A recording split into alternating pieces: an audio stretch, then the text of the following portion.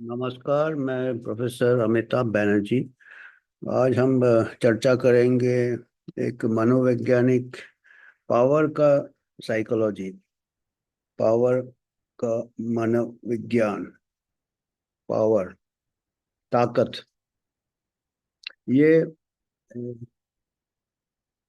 ताकत कैसे मजबूत हो सकता है, पावर कैसे भलाई के लिए भी मजबूत हो सकता है और कैसे खोखला भी हो सकता है। चमचागिरी से, साइको फैंसी जिसको कहते हैं, उससे कैसे खोखला हो सकता है।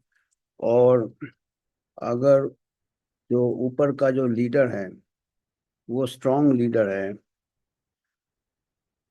उसका पावर मजबूत, सही ताकत जिसको कहते हैं, जिसमें कि समाज का भला हो। और एक होता है खोखला पावर, जो कि पतन होता है समाज का। और दुर्भाग्य से अभी जैसे चारों तरफ हम देख रहे हैं, खोखलापन ज्यादा हो रहा है। और ये खोखलापन से हम काफी लोग गलत दिशा में जा रहे हैं। कई लोगों को हानि हो रहा है, कई लोग इसका फायदा उठा रहे हैं। और विज्ञान में भी ऐसे होने लगा है। साइंस, विज्ञान में, जो कि विज्ञान में भी एक अच्छा लीडरशिप होना चाहिए, अच्छा उसके रोल मॉडल्स होने चाहिए। तभी जाके विज्ञान का ताकत भी हम अच्छा इस्तेमाल कर सकते हैं। विज्ञान अभी ऐसा नहीं होने से विज्ञान भी खोखला हो रहा है, विज्ञान भी खोखला हो रहा है। और ये महामारी के टाइम हमने देखा कि खोखला विज्ञान से कितना नुकसान होता है, कितना नुकसान होता है, कितना। तो ये मैं तो एक किताब मैंने पढ़ा था, कई साल पहले पढ़ा था, 7-8 साल पहले पढ़ा था। और उस किताब को मैंने सीरियसली नहीं लिया, उसके ऊपर ज्यादा ध्यान नहीं दिया। मैं सोचा कि ये तो ऐसे ही लाइट रीडिंग लगा मेरे को, हल्का फुल्का जैसे होता है ना, कि इसका एंटरटेनमेंट वैल्यू या। पर जब मैंने अभी कुछ 4-5 साल, 5 साल 6 साल जो देखा मैंने अभी, तब मेरे को लगा कि किताब में जो मैं दिए है, लाइटली दिया है या मजाक में दिया है या एंटरटेनमेंट के लिए दिया है, उसके काफी गहरे ये है, संदेश मिलते हैं उससे। और ये किताब का एक छोटा सा समरी है। कई कहते 3,000 सालों का जो ये पावर डायनेमिक्स चल रहा है, पावर का खेल जो चल रहा है, पॉलिटिकल पावर से ही चालू हुआ, राजनीति से ही चालू हुआ। राजनीति में ये खेल ज्यादा चलते हैं, पावर गेम्स जिसको कहते हैं। और नेशनल से लेके इंटरनेशनल। और पावर से हमारा आम आदमी को जो असर पड़ता है, शायद वो समझता नहीं भी होगा, पर असर पड़ता है। और पर्टिकुलरली हमारा जो पब्लिक हेल्थ में जो पावर का जो डायनेमिक्स है, उसी से हमारे को डिक्टेट होता है। हमारा जन स्वास्थ्य भी उससे होता है। तो ये एक किताब में बताया कि 7-8 साल पहले मेरे हाथ लगा था, और मैंने उस टाइम इसको, इसका ढक गया इससे, प्राइस टैग से। ये पावर किताब है। ये पावर किताब ये दिया है कि लॉज ऑफ पावर, पा, पा, पा, इसमें 48 लॉज दिए हैं, पावर के एक एक लाइन के लॉज दिए हैं। और उसके ऊपर विवरण किया है हर लॉ का। और इसमें मैं तो मजाक में लिया था उस टाइम किताब को, पर अभी मैं देख रहा ये मजाक नहीं है। कई बार मजाक में भी कई चीजें ऐसे बोल दिए जाते हैं जिसका कि बहुत महत्व रहता है, बहुत डीप मीनिंग रहता है। और मैं इसका आज पहला 2 चैप्टर के बारे में थोड़ा सा टिप्पणी करूंगा। उसी से दोनों अलग अलग दिशा में दिखा रहे हैं। और मैं सोचता हूँ कि अगर दोनों को इकट्ठे हम चर्चा करें, दो जो मुद्दे दिए हैं, पहला और दूसरा मुद्दा, उससे हमको थोड़ा समझ में आएगा कि ये जो सिक्के का दोनों साइड पता चलेगा कि एक साइड कमजोर भी हो सकता है और एक साइड मजबूत भी हो सकता है। तो पहला वाला जो लॉ वन दिया है, जो कि आजकल ज्यादा देखने में मिलता है, लॉ वन दिया है, never outshine the master. Never outshine the master मतलब आपका जो, आपके ऊपर जो है, पर्टिकुलरली ये जो पॉलिटिकल सिस्टम या इवन आजकल साइंस में भी ऐसा हो रहा है कि आप लेक्चरर है, आपके ऊपर प्रोफेसर है, आप प्रोफेसर के ऊपर हेड है, हेड के ऊपर डीन है, डीन के ऊपर वाइस चांसलर है। तो आप जब अपने ऊपर वालों से सामने आते हो तो उससे ज़्यादा स्मार्ट बनने की कोशिश मत करो। ये दिया है। पावर का ये है कि अगर आप ऊपर जाना चाहते हो, आपको पावर चाहिए बाद में जाके, तो आप अपना जो आपके ऊपर जो बॉस है उसके सामने आप थोड़ा दिखाओ कि आपका थोड़ा बुद्धि उससे बहुत कम है, उसका ही बुद्धि बहुत ज्यादा है।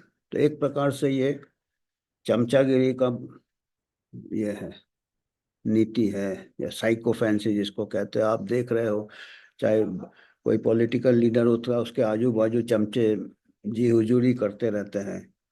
ठीक है, पॉलिटिक्स तो सर्कस है, पर जब विज्ञान में ऐसे होने लगता है तो उसमें नुकसान होता है। और ऐसे इसमें उसने दिया है टिप्पणी में, कहता है कि आपके ऊपर जो है बॉस है उसको सुपीरियर समझने दो कि वो सुपीरियर है, और आप उनको खुश करने के चक्कर में, इम्प्रेस करने के चक्कर में ज्यादा अपना टैलेंट नहीं बताओ, अपना होनहारी नहीं बताओ। बिल्कुल, वो और इनसिक्योर फील करेंगे और आपका कैरियर खत्म कर देंगे, क्योंकि वो को फील होगा कि उनको नीचा दिखेंगे वो। तो आप अपने मास्टर को ऐसे पेश करो, मतलब अपने को ऐसे दबा के रखो कि आपका आपका मास्टर जो ब्रिलियंट लगे। एंड अगर ऐसे आप रणनीति अपनाओगे अपने कैरियर में या अपने, आप फिर बहुत ऊपर जाओगे। तो अभी देखिएगा, ये कह रहे हैं कि इसका मनोविज्ञान बता रहा है कि हर इंसान के अंदर थोड़ा इनसिक्योरिटी फील करता है, अपने में उसको पूरा विश्वास नहीं रहता है। और आप अगर जितना अपना ये दिखाओगे तो उसको और वो बढ़ जाएगा इन्फिनिटी फीलिंग, उसको अपने बारे में विश्वास और कम हो, आत्मविश्वास उसका और कम हो जाएगा, और वो फिर चाहेगा कि इसको निकालो अपने सर्कल से, अपने चमचों को ही न, चमचे तो बोलेंगे नहीं, चमचे हमेशा उसको बोलेंगे आप ब्रिलियंट हो। और ये कहते हैं, ये लॉ जो है इसको लॉ कहते हैं, ऊपर जाने का लॉ है, मतलब ये न्यूटन लॉ जैसे है ये। टू रूल्स दैट, इसके दो कानून ये है। आप कई बार गलती से अपने आउटसाइन कर जाते हैं, आप अगर ध्यान नहीं दे, और कई आपके बॉस होते हैं जो कुछ ज़्यादा ही इनसिक्योर होते हैं, इतने ज़्यादा इनसिक्योर होते हैं कि आप आराम से उनको आउटसाइन कर जाओगे, इतने।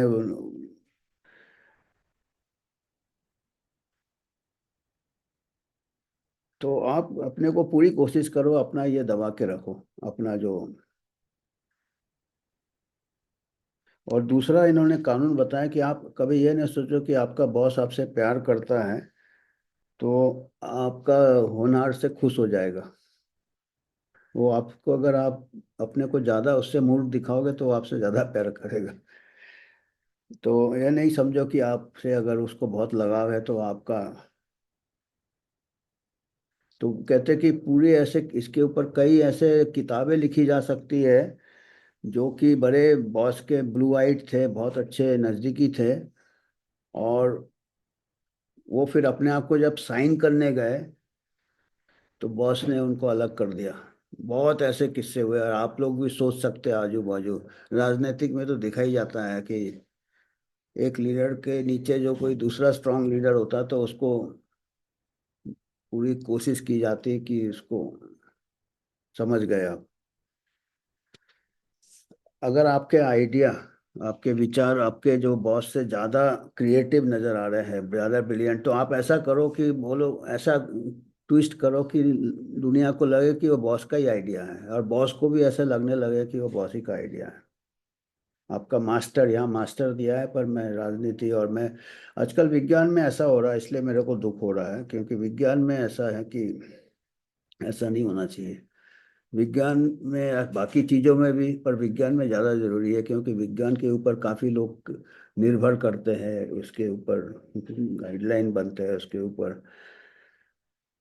तो विज्ञान में तो ऐसा होना चाहिए, what is right, not who is right. क्या सच है विज्ञान में, वो ज़्यादा जरूरी है, कौन सच है नहीं है। पर ऐसा नहीं हो रहा है, क्योंकि जो साइंटिफिक कम्युनिटी में भी पावर स्ट्रक्चर होने लगे हैं, हियरकी होने लगे हैं, और टॉप में कोई भी प्रोफेशन हो, साइंस हो और भी कई प्रोफेशन हो, ऊपर लेवल में पॉलिटिक्स ज़्यादा होता है, साइंस कम होता है। और अल्टीमेटली जो आजकल देखे जा रहे हैं, जो हर गवर्नमेंट में शायद, कि टॉप में जो साइंटिस्ट है वो टॉप पॉलिटिशियन को अपना मास्टर समझ लेते हैं और बोलने की हिम्मत नहीं करते, या शायद वही टॉप में जाते हैं, क्योंकि कई चीज अभी पॉलिटिकल अपॉइंटमेंट्स हो रहे हैं।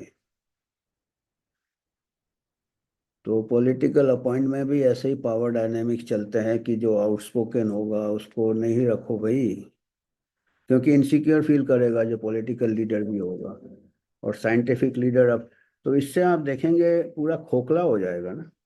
कोई भी ऑर्गेनाइजेशन है, कोई साइंस बॉडी है, कोई ये है, पूरा खोखला हो जाएगा। और इस खोखलेपन से कई लोग भाग जाते हैं, जो ब्रिलियंट होते हैं उनको घुटन होता है।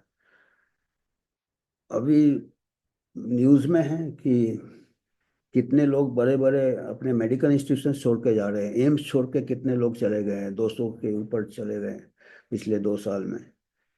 जो कि, और कईयों ने यही बोला है कि वर्किंग कंडीशंस अच्छे नहीं है, खोखला हो रहा है। तो उसमें हमको ये सोचना है।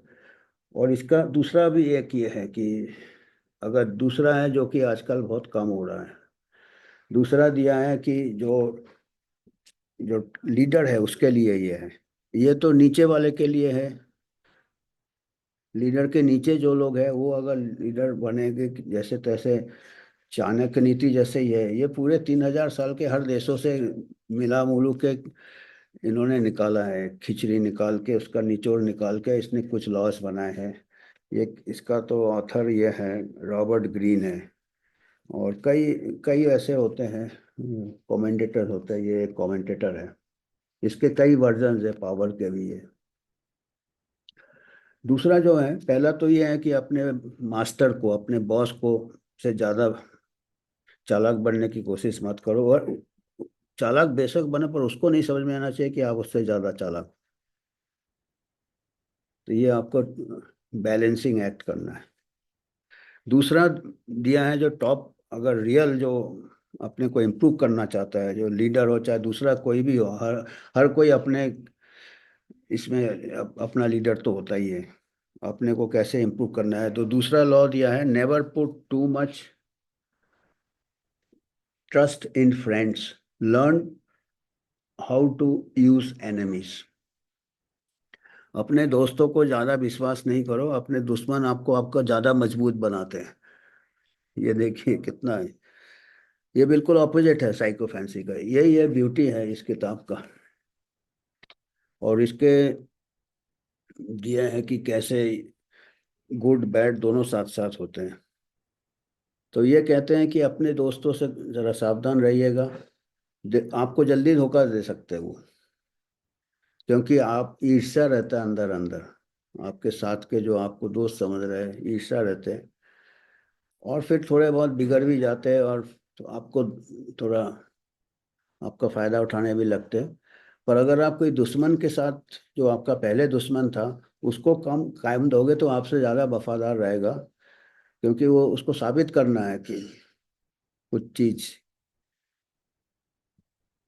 और आपको दोस्तों से आपको ज्यादा डरना चाहिए, अपने दुश्मन से कम डरना चाहिए। अगर आपके पास दुश्मन नहीं है तो कुछ दुश्मन बना लीजिए, तो इसका मकसद यही है कि पावर का जो है अपना सेल्फ डेवलपमेंट में आपका मेन चीज यही बताना चाहता है कि आपका जो कोई क्रिटिसिज्म करता है, आपका कोई बुराई करता है, तो उससे आपको उससे सीखना चाहिए कि उस बुराई को कैसे आप इम्प्रूव करो। और आपका जो दोस्त होगा, आपका कुछ बुराई देखेगा भी तो वो आपका बुराई बताएगा नहीं, तो उससे आपका बुराई दूर नहीं होगा, आप कमजोर के कमजोरी रह जाओगे और कमजोर होगे, और चापलूस आपके चारों तरफ होंगे तो और आप खोखला होते रहोगे, जैसे पहले वाले इसमें दिया है चैप्टर में। तो आपके जो दुश्मन है वो आपको और मजबूत बनाते हैं, आपके दोस्त आपको कमजोर बनाते हैं, ये बताना चाहते हैं। और आपके दोस्त का क्या होता है, शुरू शुरू में दोस्त ठीक रहता है, धीरे धीरे उनके थोड़े बहुत अवगुण जो है, थोड़े बहुत तो वो फिर अपना कई भावना आपसे छुपा भी देंगे जिसमें आपको बुरा ना लगे, आपको दिल रखने के लिए बात को नहीं बताएंगे, तो इससे देखिए आप कमजोर हो जाएं। ये आम दोस्त की मैं बात कर रहा हूँ। कभी कभी ऐसे दोस्त मिलते हैं जो कि सही में दोस्त होते हैं और दुश्मन का काम भी कर देते हैं, क्योंकि वो आपको बताते हैं कि आपका ये चीज़ ठीक नहीं है, ऐसे दोस्त बहुत कम ही मिलते हैं। पर्टिकुलरली आपके पास अगर पावर हो तो फिर वो आपको, अगर पावर हो या पावर की जरूरी, ये नहीं कि राजनीतिक पावर, अगर आप बहुत इन्फ्लुएंशियल हो, एकेडमिक में बहुत इन्फ्लुएंस है आपका, इसमें है, तो आपके जो भी दोस्त रहते हैं वो पहला वाला रूल फॉलो करते हैं कि इसको खुश रखो, हम इससे ज़्यादा स्मार्ट नहीं बने, क्योंकि वो कुछ एक्सपेक्ट करते हैं कि एकेडमिक फेवर एक्सपेक्ट करते हैं, पॉलिटिशियन और द पॉलिटिकल फेवर एक्सपेक्ट करते हैं। तो ये, तो इससे आप कमज़ोर हो जाएंगे। तो अच्छे मजबूत होने के लिए थोड़ा डिस्टेंस होना चाहिए, नज़दीकी दोस्त आपकी बुराइयां नहीं बताएंगे, आप कमज़ोर होते रहेंगे। और आपका दुश्मन आपको क्रिटिसाइज करेगा, पब्लिक में भी अल्टरनेटिव व्यूज देगा, फिर आप फिर और कोशिश करोगे कि उसको कैसे काउंटर करना, आप और मजबूत होगे, आप उसको और स्ट्रांग होगे, तो आप भी डेवलप होगे, आपका दुश्मन भी डेवलप होगा। तो दुश्मन से आप ज़्यादा सीख सकते हो, ये बता रहा है। तो ये, और इसमें एक नेपोलियन का मेरे को बार बार कहावत याद आता है। नेपोलियन ने कहा था कि आपको उन लोगों से डरना चाहिए जो कि आपका गलतियां सहन के भी आपकी गलतियां नहीं बताती है, आपके साथ उनका मत मिलता नहीं है, फिर भी डर से आपको बताते नहीं है, चुप रहते हैं और आपके हाँ में हाँ मिलाते हैं। उनसे आपको ज़्यादा डरना चाहिए, न कि उनसे जो आपके मुंह पे आपके साथ डिसएग्री करते हैं और आपको डायरेक्टली बोलते हैं कि आप जो मत है वो आपके मत से सहमत नहीं है। उन लोगों से, मतलब एक प्रकार से एनेमी हो गया है, आपका एनेमी आपके मुंह में बताएगा कि ये गलत है। तो बोला ऐसे लोगों से नहीं डरना चाहिए, बल्कि ऐसे लोगों से डरना चाहिए जो कि जानते हुए भी आप गलत है, आपको बोलेंगे नहीं कि आप गलत है, या आपके विचार से वो सहमत नहीं है, फिर भी वो आपको ये नहीं बताएंगे कि आपके विचार से वो सहमत नहीं है। ऐसे लोगों से आपको ज़्यादा डरना चाहिए, न कि ऐसे लोगों से जो कि आपसे अपना दिल की बात छुपा रहे हैं। तो एनिमी है आपका, वो फिक्र नहीं करेगा आप हर्ट हो ना हो, पर जो अच्छा लीडर होता है वो अपने एनिमी से ज़्यादा सीखता है, जिससे कि वो और पावर उसका बढ़ता है। और ये मैं देख रहा हूँ कि साइंटिफिक, हमारा जो हेल्थ, पब्लिक हेल्थ, मैं कई साल, 50 साल हो गया शायद पब्लिक हेल्थ में हूँ। तो पब्लिक हेल्थ में, मेडिसिन में एक लीडरशिप होता था, और वो स्ट्रांग लीडरशिप होता है। मैं WHO की बात कर रहा हूँ, बहुत स्ट्रांग लीडरशिप होता था।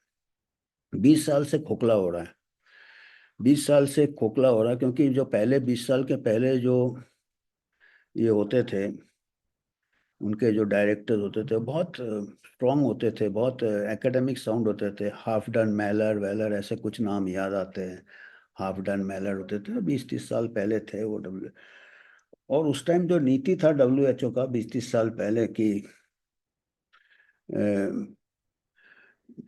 हर चीज को देखा जाएगा, कोई चीज को डिसइंफॉर्मेशन नहीं बोला जाएगा। जैसे आजकल अभी डब्ल्यूएचओ का क्या है कि उनके ही जो गाइडलाइंस हैं उसी को करेक्ट माना जाते हैं। और अगर कोई दूसरा साइंटिस्ट, आम आदमी क्या, दूसरा अगर साइंटिस्ट भी कुछ उनके गलत उनके उनके विचार से सहमत नहीं है, उसको वो डब्ल्यूएचओ मिस इन्फॉर्मेशन करार करता है, उसको मिस इन्फॉर्मेशन लेबल करके। और डब्ल्यूएचओ गवर्नमेंट्स के साथ मिल गया है, पॉलिटिक्स के साथ, जबकि पॉलिटिक्स में ये पावर वाला ज़्यादा चलता है। पॉलिटिकल हो गया है, डब्ल्यूएचओ पॉलिटिकल हो गया है। डब्ल्यूएचओ ने दूसरे इंस्टीट्यूशंस के साथ भी मिल लिया है जो कि मीडिया कंट्रोल करते थे महामारी के दौरान। जैसे पब्लिक डोमेन जो है, पब्लिक स्पेस जो है, यूट्यूब है, फेसबुक है, उनको जितने भी डब्ल्यूएचओ ने अपना बोला कि हमारा जो गाइडलाइन है डब्ल्यूएचओ ने जो दिया है वही करेक्ट है। बाकी दूसरे साइंटिस्ट जो बोल रहे हैं या हमको जो क्रिटिसाइज कर रहे हैं, हमारे गाइडलाइन में गलतियां निकाल रहे हैं, उनको मिस इन्फॉर्मेशन बोल दिया जाए और उनको ब्लॉक कर देते थे। आपको मालूम है, सेंसर कर देते थे, डी प्लेटफॉर्म कर देते थे। तो ये ऐसे में खोखला हो गया। तो ऐसे में उन्हीं लोग डब्ल्यूएचओ में ऊपर जाएंगे जो उनके टॉप बॉस से हाँ में हाँ मिलाएंगे। जब वो पब्लिकली जो डब्ल्यूएचओ के बाहर वाले को दबा रहे हैं through influence of political influence या मीडिया इन्फ्लुएंस के, मीडिया को भी खरीद लिया एक प्रकार से, या मीडिया ऐसे ही बिक गई है, मीडिया में भी ऐसे पावर डायनेमिक्स चल रहे होंगे। देखे ना, हर चीज में पॉलिटिक्स का पावर डायनेमिक्स आ गया है। मीडिया में ही उन लोग ऊपर जा रहे हैं जो पॉलिटिकल पावर वाले को जी हजूरी कर रहे हैं, साइको फैंसी कर रहे हैं, चमचागिरी कर रहे हैं। खोखले लोग भी ऊपर जा रहे हैं, तो वो भी साथ साथ उनके भी। और इसीलिए मैं कह रहा था, जब 20 साल पहले जो थे, जो पुराने जो डायरेक्टर डब्ल्यूएचओ के बड़े बड़े जो स्ट्रॉन्ग एकेडमिक क्वालिफिकेशंस था, साइंटिफिक अचीवमेंट्स थे, हाफडन, मैलर वेलर, ऐसे कई नाम आते हैं, अभी तो मैं इतने साल हो गए। तो उनका ये था, नीति क्या था डब्ल्यूएचओ का कि हर चीज को इन्वेस्टिगेट किया जाएगा। अगर मान लो कोई अनयूजुअल हेल्थ इवेंट होता है, या महामारी का शुरुआत होता है या नहीं होता है, या कोई र्यूमर भी अगर है, अफवाहें भी है, अफवाहों को भी नज़रअंदाज नहीं किया जाएगा। अफवाह का भी जांच किया जाएगा। उनकी टीम होती थी, अफवाह की जांच करती थी और कोशिश करती थी कि उसके कुछ एविडेंस है कि नहीं है, फिर जाके वो उसको। तो मतलब एक प्रकार से उनका जो ऑल चैनल्स ऑफ खुले दीवार थे, दीवारें खुली थी उनकी, खिड़कियां खुली थी, जो कहीं से भी इंफॉर्मेशन आए, कैसा भी इंफॉर्मेशन आए, अफवाहें भी आए। मेरे को अच्छी तरह याद है उनके साइट में होता था कि इनका भी इन्वेस्टिगेट किया जाएगा, इनको बाहर नहीं फेंका जाएगा। तो वो एक प्रकार से वैसे ही हो गया ना, ये पावर में जो दिया है कि आपके दूसरे जो मत दे रहे हैं उससे आप स्ट्रांग हो गए, उसका आप इस्तेमाल कीजिए, अपने दुश्मनों का इस्तेमाल कीजिए। अपने दोस्तों पे पूरा भरोसा नहीं कीजिए, दोस्त आपके हाँ में हाँ मिलाएंगे, आप कमजोर होंगे। तो डब्ल्यूएचओ पहले ऐसा था कि भाई दूसरे यार। तो अभी ऐसा क्यों नहीं है? क्योंकि अभी खोखला हो गया। अभी उनके पास जवाब नहीं है, तो जवाब नहीं दे सकते, तो दूसरे को वो दबा रहे हैं, खोखले हो गए। और इसीलिए वो ट्रीटी भी लाना चाहते हैं, क्योंकि ट्रीटी में ऐसे प्रोविजन है, सेंसरशिप का प्रोविजन है, जो कि साइंस में सेंसरशिप कैसे हो सकता है? आर्ट में लोग बोलते हैं सेंसरशिप नहीं होना चाहिए। एक कोई फिल्म सेंसर हो जाता, बोलते हैं हमारे क्रिएटिव राइट को रोका जा रहा है। आर्टिस्ट लोग इकट्ठा हो जाते हैं अगर फिल्म सेंसर हो जाता है तो। आर्ट में जब ये है तो साइंस में तो हो ही नहीं सकता है सेंसरशिप। साइंस तो फिर खत्म हो जाएगा फिर। साइंस और डिक्टेटरशिप नहीं चलता। क्यों हो रहा है कि साइंस में अभी पावर वाला डायनेमिक्स चल रहा है। साइंटिफिक टेम्पर नहीं चल रहा, पावर टेम्पर, पॉलिटिकल टेम्पर। ये कमजोरी पॉलिटिशियंस इनसिक्योर फील करते हैं, क्योंकि उनको पता नहीं 5 साल बाद क्या है। उनको वजह है उनको इनसिक्योर फील करने का। 5 साल में तो लॉटरी है। पर साइंटिस्ट इनसिक्योर फील नहीं करना चाहिए। साइंटिस्ट का कैरियर लाइफ टाइम से बनता है, उनका कोई छीन नहीं सकता है। वो जो अगर अच्छे से बुनियाद रखा है, तो अगर वो भी ऐसे ही आए चमचागिरी करके, तो वो तो इनसिक्योर फील करेंगे। और आजकल के ऊपर ऐसे ही हो रहे हैं, आजकल ऐसे ही हो रहे हैं, ऐसे ही लोग ऊपर जा रहे हैं जो तो पूरा सिस्टम खोखला हो गया। WHO को ही देख लीजिए, जो अभी डायरेक्टर जनरल है वो डॉक्टर भी नहीं है। क्या है फिर वो? अब वो उसके आजू बाजू डॉक्टर लोग उसको खुश कर रहे हैं, ये वाला नेवर आउटसाइन या मास्टर करके।